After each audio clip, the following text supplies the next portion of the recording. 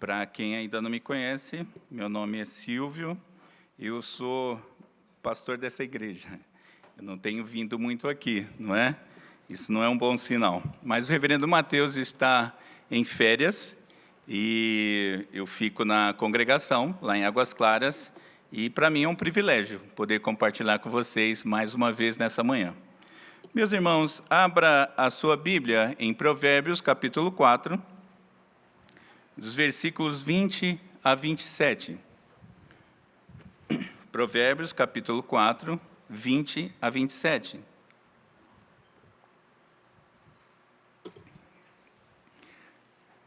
Diz assim a bendita palavra do Senhor. Filho meu, atenta para as minhas palavras, aos meus ensinamentos inclina os ouvidos. Não os deixe apartar-se dos teus olhos.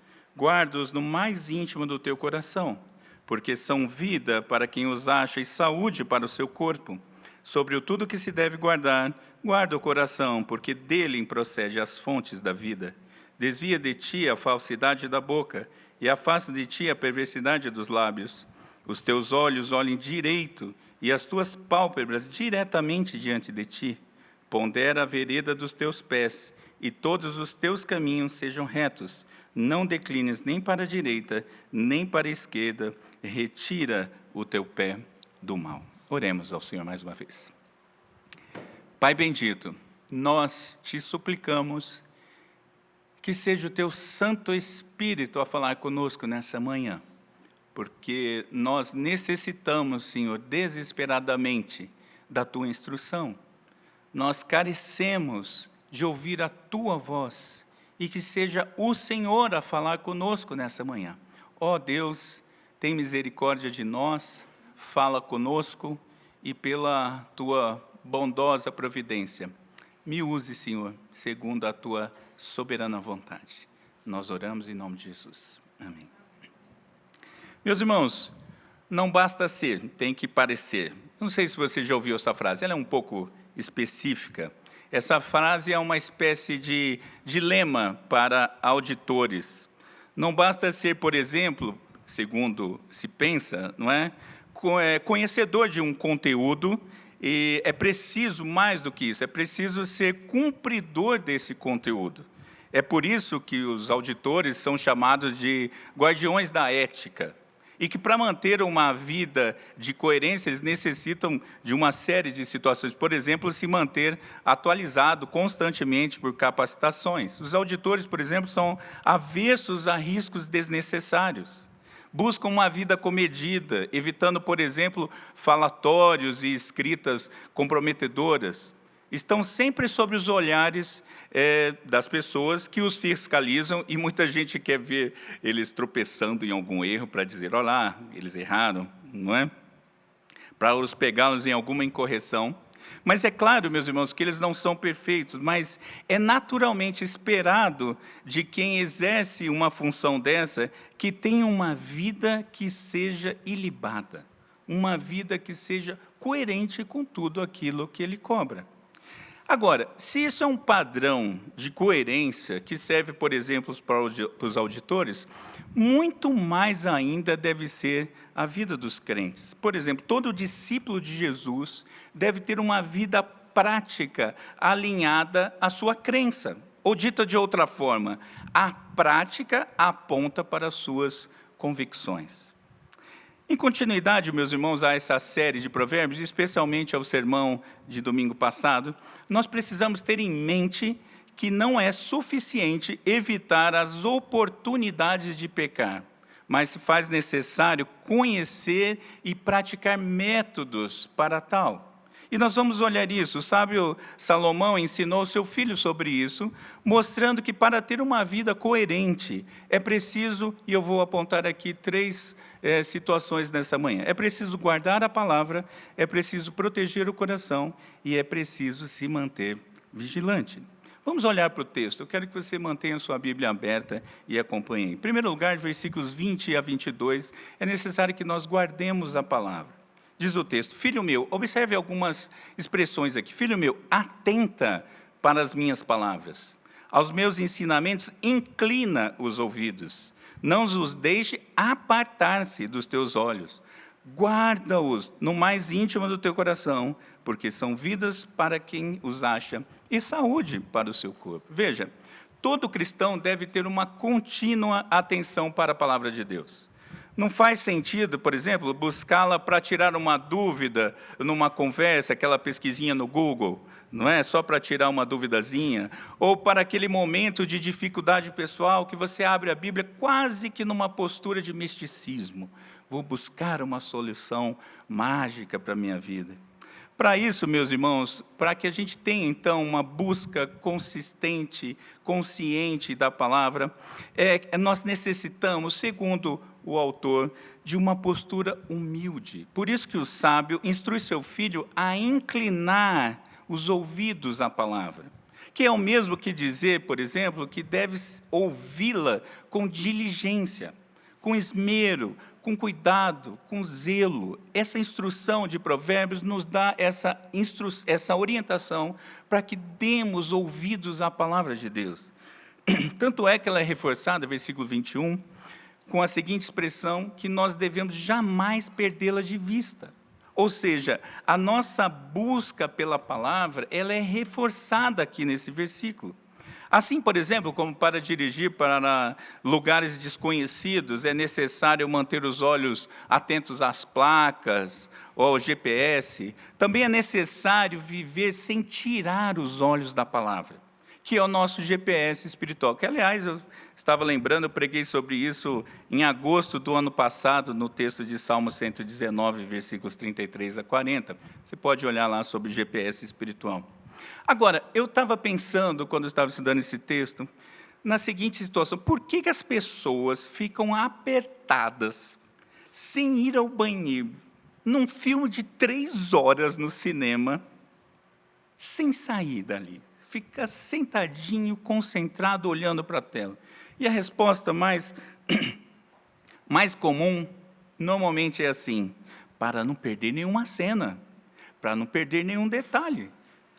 É interessante isso, não é? Que como as pessoas têm essa condição de concentração, de disposição, de estar atento a algo. Agora, é estranho ver crentes que não têm o mesmo compromisso ou o mesmo desejo de manter os olhos fixos na palavra, seja não tendo prazer e disposição para ler, ou nem mesmo para ouvir a exposição da palavra sem interrupção. É interessante isso, porque o autor de Provérbios nos fala que nós devemos ter foco na palavra, manter os nossos olhos atentos a ela. E a forma mais segura para isso, versículo 21 ainda, é que nós devemos ser cheios da palavra. A instrução é para armazená-la no coração, no mais íntimo dele. E esse é o melhor lugar para que nós guardemos a palavra de Deus. E outra vez, é uma outra curiosidade, que guardar algo no coração é uma analogia muito usada pelas pessoas. Ela está muito presente na vida das pessoas, para vários assuntos. Por exemplo, quando se fala de amor romântico, não é? A pessoa fala: você mora no meu coração, você mora no fundo do meu coração. E fala isso com toda paixão, com toda verdade que tem ali. Porém, para alguns crentes, na vida como que ela é, parece não haver o mesmo desejo e compromisso em guardar a palavra nesse lugar. Percebe, meus irmãos, que é uma questão de prioridade, de fazer aquilo que a palavra de Deus nos instrui.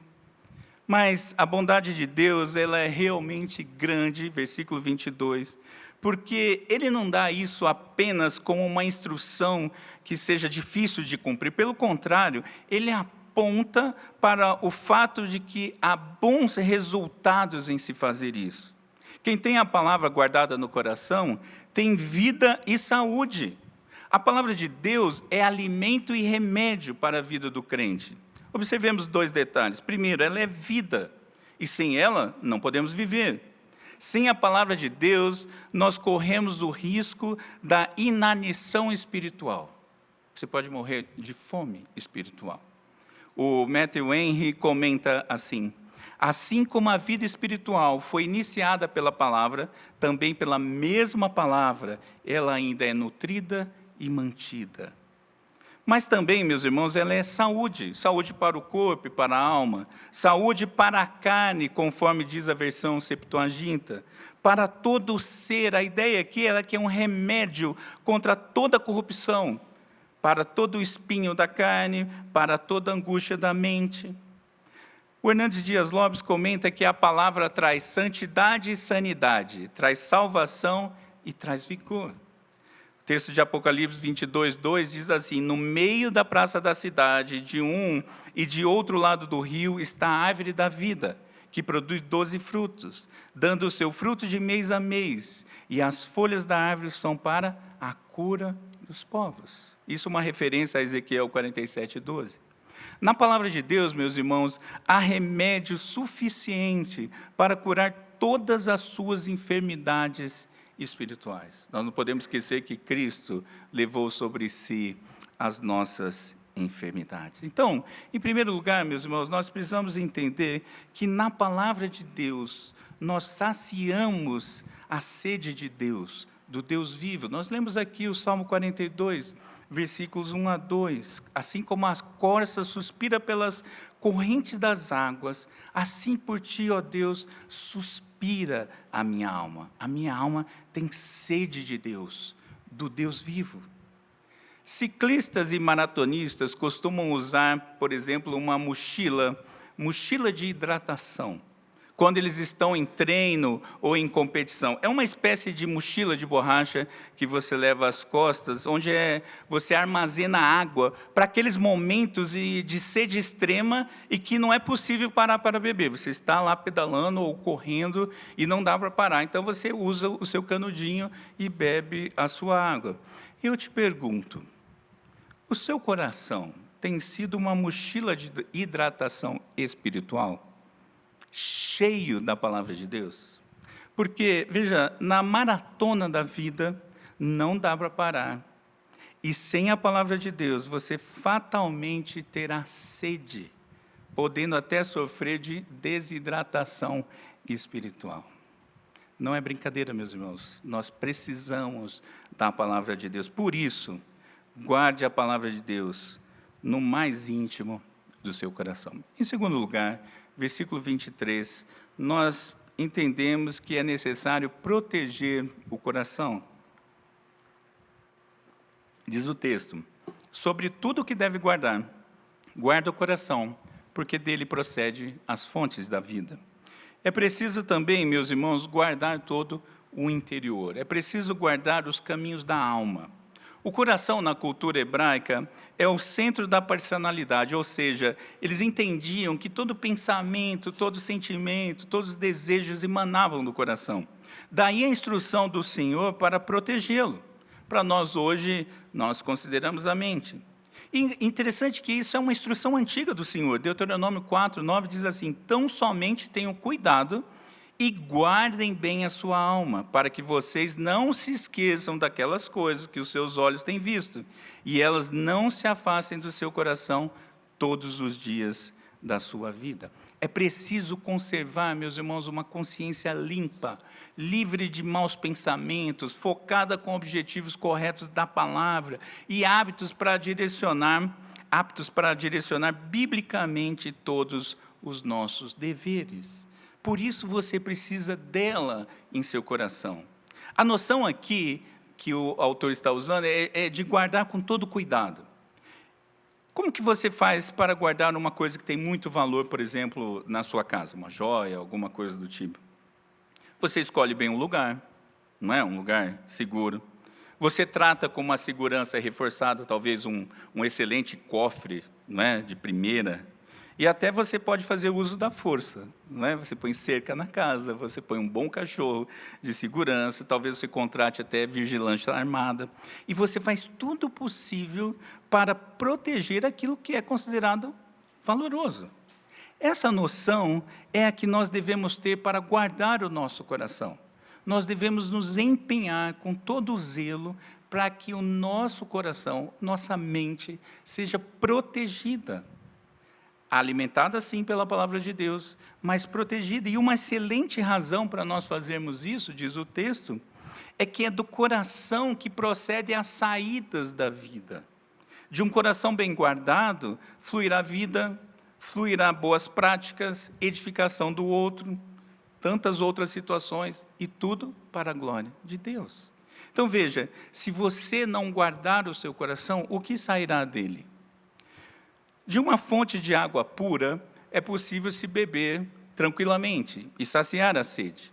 De uma fonte de água salobre, só é possível ter mais sede se você bebe dessa água. E de uma fonte de água contaminada, é muito provável que você possa esperar a morte.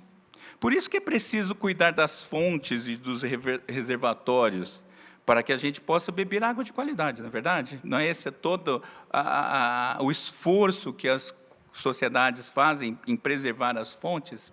Assim também, meus irmãos, deve ser a relação de você com o seu coração. É preciso preservá-lo de forma que ele não seja contaminado. Como que está o seu coração? Bem protegido ou vulnerável? Do que você tem enchido o seu coração? Da palavra de Deus? De uma palavra viva?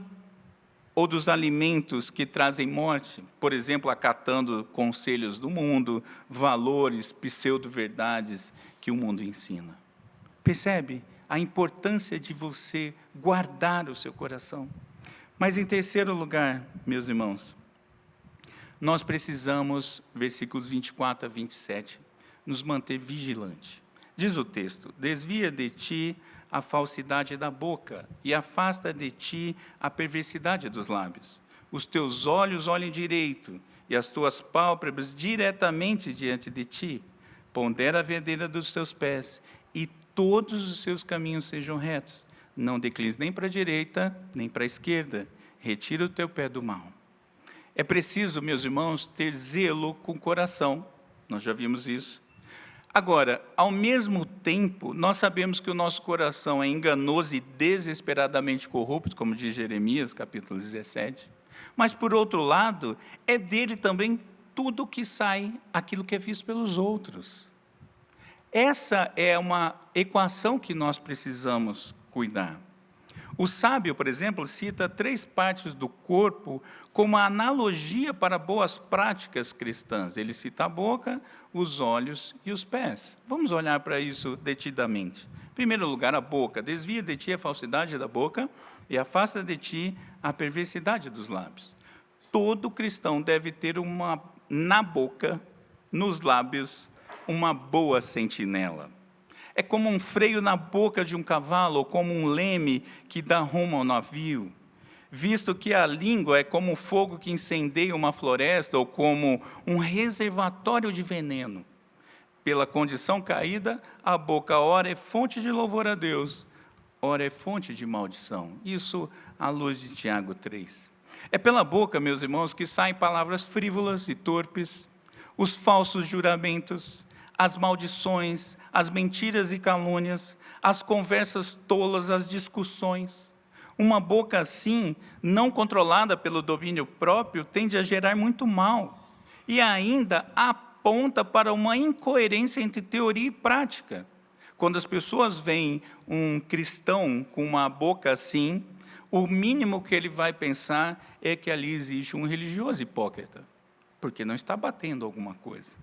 Mas a língua também é a que alimenta, a que dá vida a relacionamentos, a que edifica conforme a necessidade alheia, a que transmite graça aos que ouvem.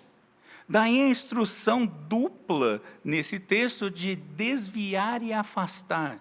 Há que se buscar uma boca controlada, que seja mais pronta para silenciar do que para falar, que seja fonte de bênção e não de maldição, que louve a Deus e não amaldiçoe os homens. Clame a Cristo, meus irmãos, por uma sentinela para a sua boca, e que seja o Espírito Santo a controlar essa sentinela. Você carece disso, eu careço disso. Em segundo lugar, os olhos. Os teus olhos olhem direito e as tuas pálpebras diretamente diante de ti. Os olhos caídos, meus irmãos, tendem a se desviar para os lados, em busca do que é indevido, em busca do erro, em busca do pecado. É possível, sim, ter uma visão dividida, com um olho naquilo que é certo, mas também com um olho olhando para o que é errado. A ideia de um homem de ânimo dobre. Também é possível que os olhos flertem com o pecado, olhando disfarçadamente para os lados. E ainda que os olhos se percam em meio a tantos atrativos, chamativos, que tiram a atenção e desviam o foco. A solução é manter os olhos fitos em Cristo, de forma que sejam encontrados e aprovados pelo Mestre. Jesus mesmo disse que os olhos são lâmpada para o corpo, logo, se os nossos olhos não forem bons, toda a nossa vida não é luminosa. Uma situação curiosa, um texto que eu gosto muito, é quando Pedro afunda nas águas revoltas do mar, quando Jesus o chama e ele vai. Mas diz o texto que Pedro começa a afundar quando ele repara na força do vento. Quando ele tira os olhos de Cristo, é que ele começa a afundar. Eu amo essa cena, porque eu fico vendo Jesus falando para Pedro, vem, e Pedro vai num mar revolto, e ele está com os olhos fixos em Cristo, e ali está tudo tranquilo. Todas as leis do mundo, a lei da gravidade, as leis da física, tudo está fora de ordem agora, porque Pedro está andando sobre as águas. Mas, de repente, Pedro, eu imagino essa cena assim, Pedro repara na força dos ventos. Agora, Pedro se tocou que ele está no meio de uma tempestade, e neste instante ele começa a afundar. Por quê? Porque tira os olhos de Cristo. Entende? Esse é o processo para nossas vidas. Não tire os olhos de Cristo. Devemos fixar nos olhos em Jesus, autor e consumador da nossa fé, segundo o texto de Hebreus. Então, esse aspecto da nossa vida é muito importante. Onde andam os seus olhos? O que ele observa? Com que você gasta os seus olhos? Mas, em terceiro lugar, ainda tem os pés. Pondera a vereda dos teus pés, e todos os seus caminhos sejam retos. Não declines nem para a direita, nem para a esquerda. Retira-te o teu pé do mal. A vida, meus irmãos, deve ser conduzida com ponderação. A noção aqui é de ponderação. A ideia é que se pese tudo na balança, tendo num prato a palavra de Deus e noutro as nossas próprias ações, de forma que nós possamos concluir se está havendo equilíbrio ou não. Há que se examinar, por exemplo, o caminho trilhado. Se o caminho trilhado tem sido agradável diante do Senhor, e se esse caminho terminará bem. Você sabe por onde andam os seus passos? O caminho que você está seguindo? Uma boa prática para isso é avaliar os caminhos passados e os caminhos atuais para descobrir se há prudência nos passos que estão sendo dados. É sempre válida a instrução do escrivão de Éfeso, Atos 16:36, que diz, nada façais precipitadamente. Os seus passos estão te levando onde? Os caminhos retos são os corretos, diz o texto. É interessante essa observação. O sábio aponta para o fato que há erro dos dois lados. Há erro quando nos desviamos do caminho do Senhor. Uma instrução importante aqui é a da estabilidade. Caminhos perigosos são seguidos por pessoas instáveis, que hesitam entre dois senhores. A quem você está ouvindo? A quem você está seguindo? Ou você anda com o Senhor, ou não. E ainda há uma advertência final contra os excessos. A noção é de fique bem longe da maldade. O caminho do mal, o caminho dos pecadores, não é caminho para crente andar. Não é. Embora sejam aparentemente atrativos. Embora seja uma estrada larga. Mas esse não é caminho para o crente. Lembre-se disso, meus irmãos. Ovelhas fogem do aprisco com as suas patinhas. O pródigo saiu da casa do pai se distanciando com seus próprios passos. Os pés dos insensatos levam a caminhos sinuosos, se distanciando cada vez mais de Deus. Ao contrário desses, meus irmãos, os seus pés devem ser usados para fugir de todo e qualquer ambiente que possa lhe fazer pecar. Os seus pés correm dos perigos, correm do pecado. Eu gosto da analogia do carro desalinhado, não é? Você tem um carro, quando ele está bonitinho, ou mesmo uma moto, você pode soltar o volante, embora a moto não seja muito prudente, nem carro também, mas só para teste, só para fins hipotéticos, você solta e ele vai andar retamente, mas se ele está desalinhado, ele vai ou para a direita ou para a esquerda. Agora, nossos pés, meus irmãos, caídos, são desalinhados, naturalmente desalinhados. Por isso você precisa manter firme o volante da sua vida nas suas mãos. Porque se você for andar pelos seus próprios desejos, pelo seu coração caído, pelas suas próprias vontades corrompidas, você vai desviar os seus passos. Nós necessitamos lembrar que Jesus é o caminho. É a Ele que nós devemos seguir, e não a outro. E não a outro interesse, e não a outro desejo. Então, meus irmãos, se manter vigilante é o melhor estado da alma para seguir os caminhos do Senhor.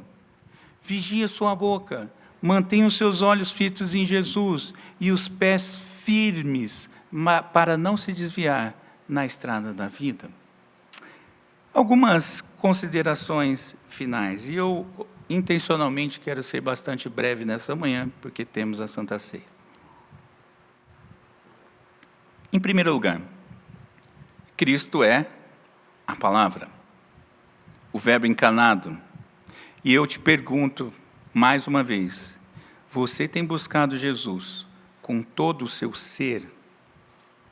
Essa é uma pergunta que nós temos que nos fazer constantemente. E nós precisamos ser lembrados que nós só podemos buscá-lo enquanto se é possível achar. Chegará o tempo que não será mais. Nós necessitamos buscar os caminhos do Senhor. E é por isso que muita gente aí fora tem andado de forma equivocada, porque não conhece essa verdade. Nós precisamos ter a mesma noção e a mesma prática de Paulo quando afirma que Cristo é vida. Em Filipenses, Paulo fala isso com muita clareza, porque Cristo é vida, para ele é a melhor coisa que tem, a única coisa que vale a pena. E morrer é lucro. A noção de Paulo é tão grande que nesta vida, eu sirvo a Cristo, porque é um privilégio, é uma bênção, mas é melhor mesmo estar com Ele. Então, se Ele me chamar, eu vou tranquilamente, porque aí sim eu vou estar diante dEle. Mas a noção de Paulo é que é somente Cristo, tudo para Cristo, e principalmente em Cristo. E assim deve ser o seu viver. Paulo, quando fala a expressão em Cristo, em Efésios ele cita várias vezes isso, por exemplo, a ideia é de estar mergulhado, envolto por todos os lados. Sabe quando o peixe está no seu habitat, ele está com água por todos os lados? É assim a noção. Nós devemos estar em Cristo, mergulhados em Cristo, tendo Cristo por todos os lados da nossa vida. Tudo que você olha, tudo que você faz, tudo por os caminhos que você anda, os seus ouvidos, a sua boca, tudo deve refletir Cristo.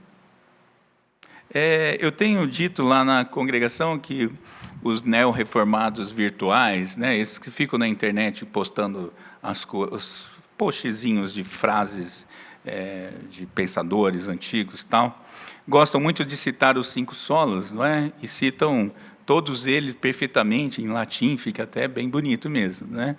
Mas quando a pessoa fala somente Cristo, é verdade isso? Cristo é realmente o centro da vida da pessoa? Ele faz tudo de fato para Cristo, por meio de Cristo, para a glória de Cristo? Isso é algo que nós precisamos pensar, meus irmãos. Mas uma outra conclusão que devemos ter é que nós precisamos evitar o mal. E evitar o mal é consequência do conhecimento da palavra. Nós necessitamos da palavra, nós precisamos nos encharcar da palavra. Ela precisa estar derramando da nossa vida. Tudo que nós falarmos deveria estar alicerçado na palavra. Tudo que fizermos deveria estar pautado no conselho da palavra. E como é possível, então, sinceramente, eu me pergunto isso com muita frequência, como é possível alguém dizer que tem a Bíblia como sua única regra de fé e prática, se não a tem constantemente diante dos seus olhos, se não a tem no seu coração e se não a tem como parâmetro de vida? Como é possível dizer isso? É muito interessante no pastoreio a gente perceber isso, e já são alguns anos nessa vida, e a pessoa, quando é recebida, ela, claro, está no momento feliz, emocionante da vida. Quando ela é recebida à frente da igreja, ela diz sim para todas aquelas perguntas, né, que são feitas, tal. Mas uma delas é: a Bíblia é a sua única regra de fé e prática? A pessoa: sim. Aí, bom, acontece alguma coisa, você fala: mas a Bíblia diz isso. Não, veja bem, pastor, não é bem assim que a Bíblia diz, não é dessa forma. Oi? A Bíblia é ou não é a sua única regra de fé e prática? E pior, há quem diga assim: não, eu entendo assim, mas eu faço de outro jeito. Aí a vontade é de usar técnicas menos ortodoxas, né, para corrigir a pessoa, mas não é possível, né? Mas eu me pergunto, como acontece isso? E a resposta é simples: a palavra não está na vida da pessoa. Não está. Por isso, meus irmãos, nós devemos buscar nos encher da palavra constantemente. Mas, em terceiro lugar, quando a gente ouve isso, talvez a gente pense: puxa vida, mas eu sou um miserável pecador, então eu estou lascado. Ou então, como disse Isaías na versão Silvio Biso, revista atualizada, né, diante da glória de Deus: lascou, ai de mim, eu estou diante agora da glória de Deus. Mas nós temos Cristo que cumpriu a palavra e cumpriu cabalmente. E é por conta disso, meus irmãos, que nós podemos cumpri-la também. Ainda que você hoje, por exemplo, esteja no fundo do poço, ou que o seu caminho esteja fora dos caminhos do Senhor, ainda assim você pode acertar o seu caminho hoje. Você pode restaurar a sua vida agora. Você pode voltar a praticar a instrução do Senhor neste momento. Você pode ser enchido de uma sede de Deus nesta manhã. É isso que você entende para a sua vida, meus irmãos? É isso que você deseja? Você tem quisto isso para a sua vida, como o texto do Salmo 42? A sua alma anseia por Deus. Anseia por Deus. Você tem pedido isso: Senhor, aviva a tua obra e faze-a conhecida. A nossa prática, meus irmãos, muitas vezes não é vista, até porque alguns atos não chegam a acontecer, mas já aconteceram na sua mente e no seu coração. E é por isso que Jesus fala: olha, se você já pensou, já foi, você já pecou. Então, se os seus olhos estão te fazendo pecar, se suas mãos estão te fazendo pecar, se seus pés estão te fazendo, arrancam. E a noção ali é de ter uma disciplina de abandonar o erro e viver para o Senhor. Não basta, meus irmãos, pensar ser crente, ou dizer ser crente. Não, eu sou crente, não é? Mas você tem que ser conhecido como crente. Não basta parecer, tem que ser. E o crente é conhecido pelos frutos. E eu termino, meus irmãos, fazendo a oração que Paulo fez aos Filipenses. E a minha oração é que ela seja verdadeira para esta igreja. Eu leio o texto de Filipenses 11, de 9 a 11. Diz assim: que o amor de vocês aumente mais e mais em conhecimento e toda percepção, para que vocês aprovem as coisas excelentes e sejam sinceros e inculpáveis para o dia de Cristo, cheios do fruto de justiça, que vem por meio de Jesus Cristo, para a glória e louvor de Deus. Você quer isso para a sua vida? Eu quero isso para a sua vida. Quero também para a minha. mas nós necessitamos do Senhor. Vamos orar? Querido Deus, diante dessa tua palavra breve, mas precisa, aguda, que o teu Santo Espírito a aplique em nossas vidas. Senhor, faz isso em nosso meio, para que possamos de fato e de verdade vivermos para a glória do Senhor. Muitas vezes, ó Pai, nós não temos tido essa prática. O texto de Provérbios é tão prático, Senhor, e nós não temos vivido assim. Mas nos ajuda, ó Senhor, a termos sede da Tua Palavra. Nos ajuda a fixarmos nossos olhos na Tua Palavra, que nada nos chame a atenção ao nosso redor. Ó Senhor, também nos ajuda a guardarmos o nosso coração. Nós temos sido muitas vezes irresponsáveis até, Senhor. Não temos tido zelo com o cuidado do nosso coração, permitindo que ele seja bombardeado por todos os lados, por tantas informações tortas, por tantas inverdades deste mundo caído. E, Senhor, também a nossa prática não tem sido condizente muitas vezes com a Tua Palavra, por isso parecemos incoerentes ao mundo. Por isso também nós reconhecemos isso e Te pedimos perdão, Senhor. Nos ajuda, então, ó Pai, a vivermos de maneira coerente. Não deixe, ó Senhor, que sejamos crente apenas de falar, mas que o nosso viver reflita a nossa vida, uma vida alinhada com a Tua Palavra, uma vida que glorifica ao Senhor. Faz isso, Senhor, em nosso meio. Faz isso, Senhor, porque carecemos de Ti e não podemos por nossa própria conta. Faz isso, Senhor, para a glória mesmo do Teu nome. Nós oramos em nome de Jesus. Amém. Vamos nos pôr em pé e vamos cantar mais uma vez.